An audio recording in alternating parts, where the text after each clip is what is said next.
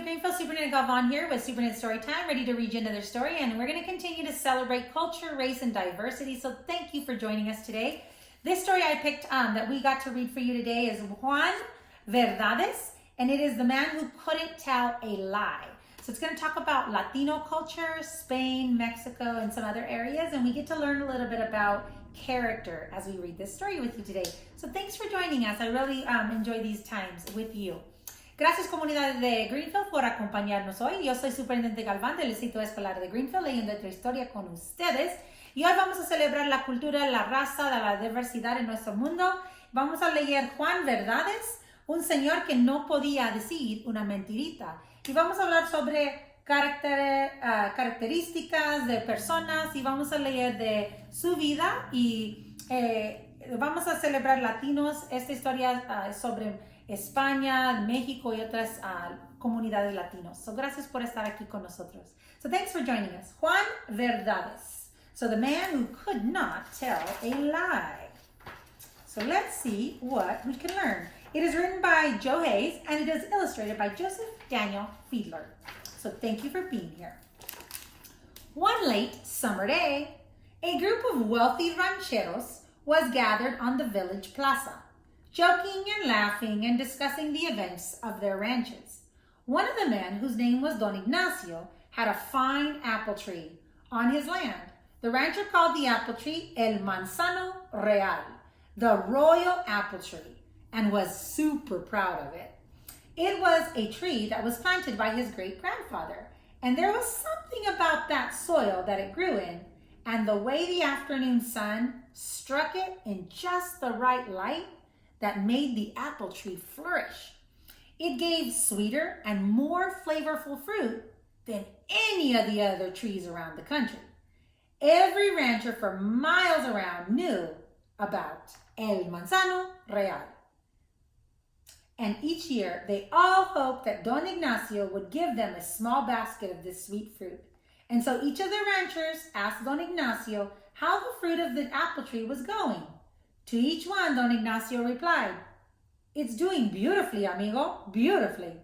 My foreman, he takes perfect care of my tree. And every evening, he reports how the fruit is ripening." When Don Ignacio shared this with his friend Don Arturo, the other man replied, "What? Do you mean, Don Ignacio, that you don't even tend your magnificent tree yourself? How can you have such a faith in your employee? Maybe he's not doing everything he's supposed to. Maybe he's not even telling you the truth." Don Ignacio waved his finger. No. Mi capataz has never failed me in any way. He insisted. He has never told me a lie. "Are you sure, compadre? Are you sure that he has never lied to you?" "Pues, absolutely certain, compadre. Absolutely certain. The young man doesn't know how to tell a lie. His name is Juan Valdez, but everyone calls him Juan Verdades, because he is so truthful." "I don't believe it. There's never an employee who didn't lie to his boss. I'm sure I can make him tell you a lie." "Ah, never," said the proud employer. The two friends went on arguing, good-natured, but little by little they began to raise their voices and attracted the attention of the other men on the plaza. Finally, Don Arturo declared loudly, "I'll bet you whatever you want that within 2 weeks as most, I'll make Juan Verdades tell you a lie." "All right, fine," said Don Ignacio. "It's a deal. I'll bet my ranch against your ranch that you cannot make my foreman lie to you." The other ranchers laughed when they heard that. "Ha ha ha, Don Arturo," they said. "Now we're going to see just how sure you are that you're right." "As sure as I am of my own name," said Don Arturo, "I accept the bet, Don Ignacio. But you must allow me the freedom to try anything I wish." The two friends shook hands, and the other men in the group agreed to serve as witnesses to the bet. The gathering broke up, and Don Arturo and Don Ignacio rode confidently away into their ranches. But as Don Arturo rode along, thinking of what he had just done, he no longer felt so sure of himself. When he arrived home and told his wife and his daughter about the bet, his wife began to cry. "What? What will we do if we lose our ranch? She sobbed, and Don Arturo began to think he may have made a terrible mistake. But his daughter, whose name was Araceli, who was a very bright and lively young woman, just laughed and said, don't worry, Mama.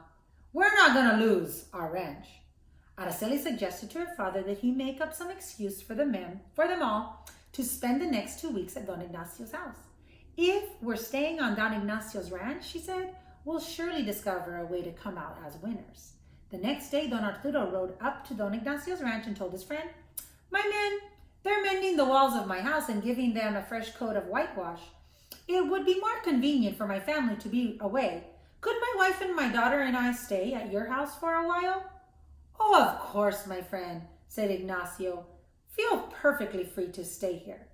That afternoon, Don Arturo and his family moved into Don Ignacio's house, and the next morning, Araceli rose at dawn, as she always did at their home, and went to the ranch kitchen to prepare coffee. The foreman, Juan Verdades, was already there, drinking a cup of coffee he had made for himself and eating a breakfast of leftover tortillas. She smiled at him, and he greeted her politely. Buenos dias, señorita. And then he finished his simple breakfast and went off to begin his day of work. That night, Don Arturo and his daughter made up a plan. Araceli rose before dawn the next day and went to the kitchen to prepare coffee and fresh tortillas for the foreman. She smiled sweetly as she offered them to Juan. He returned her smile and thanked her kindly. Each morning, she did the same thing, and Juan Verdades began to fall in love with Araceli, which was just what the girl and her father wanted. What Araceli hadn't expected was that she began to fall in love with Juan, too, and looked forward to getting up every morning to be alone with him.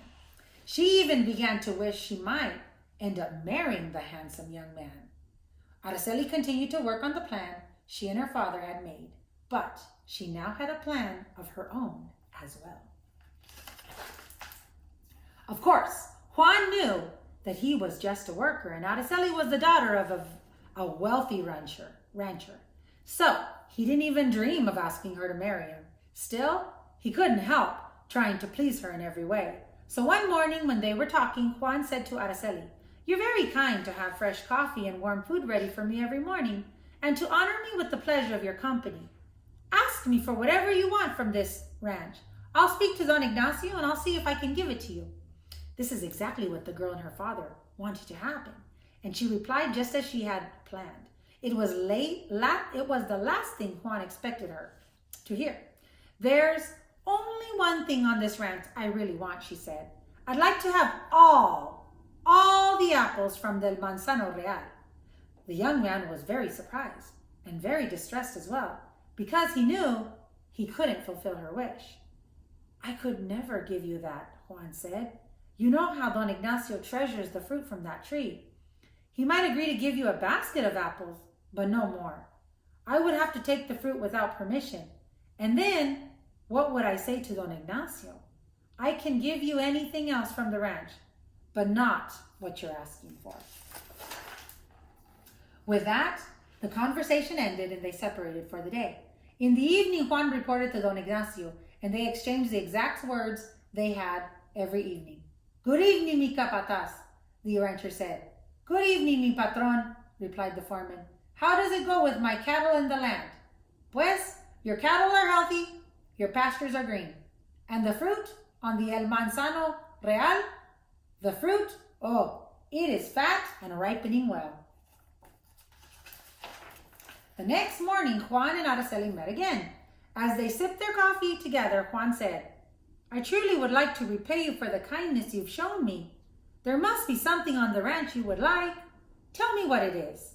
I'll see if I can give it to you." But again, Araceli replied, "There's only one thing on this ranch I want. I want all the apples from El Manzano Real." But again, Araceli replied, "There's only one thing I want." Each day, they repeated the conversation, the same one, every day. Araceli asked for the same thing, and Juan would say exactly the same thing back, that he couldn't give it to her. But each day, Juan was falling more hopelessly in love. He was falling more hopelessly in love with Araceli. Finally, just the day before the 2 weeks of the bet would be over, the foreman gave in. He said, okay, he would go pick up all the apples right then and bring them back to the girl. Juan hitched up his wagon and drove to the apple tree. He picked every single apple and delivered the wagon of fruit to Araceli. She thanked him very warmly, and his spirits rose for a moment. But as he mounted his horse to leave, they sank once again. Juan rode away alone, lost in his thoughts, and Araceli hurried off to tell her father the news, and then to wait for a chance to talk to Don Ignacio too. Juan rode until he came to a place where there were several dead trees. He dismounted and walked up to one of them. Then he took off his hat and his jacket and put them on the dead tree and pretended it was Don Ignacio. He started walking and talking to it and to see if he could tell a lie. Good evening, mi capataz. He pretended he heard that tree say. Good evening, mi patron. How goes it with my cattle and land? Your cattle, they are healthy. Your pastures, they are green. And what about the fruits of my tree? El manzano real. The crows have carried the fruit away. But the words were hard to say out of his mouth. When he heard himself say, no, that's not true, mi patron. I picked the fruit. And then he stopped himself. He took a deep breath. And he started again. Good evening, mi capataz. And when he reached the end, he sputtered. The wind shook the apples to the ground, and the crows came and ate them. No, they didn't. Mi patron, no, they didn't. He tried over and over until he realized there was no way he could tell a lie. But he knew he could never come right out and say what he had done either. He had to think of a way, another way, to tell Don Ignacio. He took his hat off and his coat from the stump and sadly set out for the ranch. All day long, Juan worried about what he was going to say to Don Ignacio. And all day long, Don Ignacio wondered what he was going to hear from his foreman. Because as soon as Araceli had showed the apples to her father, he had run gleefully to tell Don Ignacio what had happened. Now you'll see, compadre, Don Arturo said. You're about to hear a lie from Juan Verdades. Don Ignacio was heartsick to think that all of his apples had been picked. But he had agreed that Don Arturo could try whatever he wanted. He sighed and he said, very well, compadre. We'll see what happens this evening. Don Arturo rode off to gather the other ranchers who were witnesses to the bet, leaving Don Ignacio to pace around nervously up and down his house. And then, after Don Ignacio received a visit from Araceli and she made it a request that he couldn't deny, he paced even more nervously. All the while, Juan went about his work thinking of what he was going to say to Don Ignacio. That evening, the foreman went as usual to make his report to his employer, but he walked slowly and his head hung low. The other ranchers were behind the bushes listening, and Araceli and her mother were watching anxiously from a window at the house. The conversation began as it always did. Good evening, mi capataz. Good evening, mi patron. How goes it with my cattle and herd and land? Your cattle, they are healthy, and your pastures, they are green. And the fruits of el manzano real? Juan took a deep breath and replied, Oh, patron, something terrible happened today. Some fool picked your apples and gave them away. Don Ignacio pretended to be shocked and confused. Some fool picked them? He said. What? Who? Who would do such a thing? Juan turned his face aside. He couldn't even look at Don Ignacio. The rancher asked him again, Who would do such a thing? Do I know this person? Finally, the foreman answered, The father of the fool is my father's son. The fool has no sister and no brother. His child would call my father a grandfather. He's ashamed that he did what was done. Don Ignacio paused for a moment to think about Juan's answer. And then to Juan's surprise, Don Ignacio grabbed him by his hand and started shaking it excitedly. The other ranchers ran laughing from their hiding places. Don Arturo, they all said, you lose the bet. You must sign your ranch over to Don Ignacio. No, said Don Ignacio, still vigorously shaking Juan's hand. He glanced toward the window where Araceli was watching and went on. Sign it over to Don Juan Verdades. He has proved that he truly deserves that name, and he deserves to be the owner of his own ranch as well. Everyone cheered and began to congratulate Juan.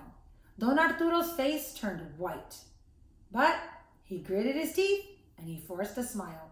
He shook Juan's hand and then turned to walk from the group. His shoulders drooped and his head bowed down. But Araceli came running from the house and put her arm through her father's. Papa, Papi, she said, what if Juan Verdades were to marry a relative of yours? Then the ranch would stay in our family, wouldn't it? Everyone heard her and turned to look at the girl and her father. And then Juan spoke up confidently.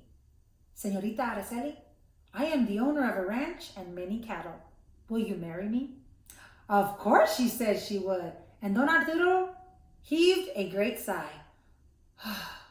Don Juan Verdades, he said, I'll be proud to have such an honest man for a son-in-law. He beckoned his wife to come from the house, and they both hugged Juan and Araceli. The other ranchers hurried off to fetch their families, and a big celebration began. It lasted all through the night with music and dancing and many toasts to Juan and Araceli. And in the morning, everyone went home with a big basket of delicious apples. Apples from El Manzano Real. And that is the end. How about that story? Whoa, he almost lost the bet, but he didn't. And everyone kept their ranch. But Juan Verdades was the owner of that new ranch. So thanks for joining us today. This was a really good story on how to make sure you really don't tell lies, right? And he kind of kept to his truth, and he was a very honest man. So thanks for joining us today. I am Superintendent Gavan from the Greenfield Union School District, sending a great big bear hug from our family to yours.